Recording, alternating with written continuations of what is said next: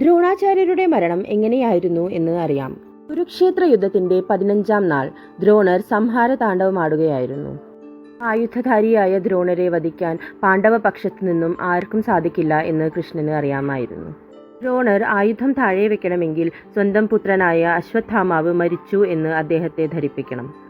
ഇതു കേട്ട ഭീമൻ മാളവ രാജാവിൻ്റെ അശ്വത്ഥാമാവ് എന്ന ആനയെ വധിച്ച് ഉറക്കെ വിളിച്ചു പറഞ്ഞു, അശ്വത്ഥാമാവ് മരിച്ചിരിക്കുന്നു. പക്ഷേ ദ്രോണർ ഭീമന്റെ വാക്കുകൾ വിശ്വസിച്ചില്ല.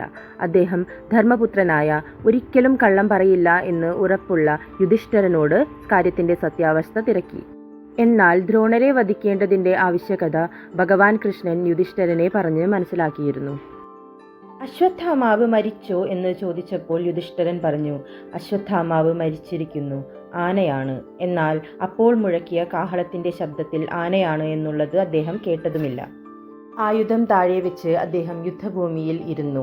ആ നിമിഷം ദൃഷ്ടദ്യുമ്നൻ അദ്ദേഹത്തിന്റെ ശിരസ് ഛേദിക്കുകയായിരുന്നു.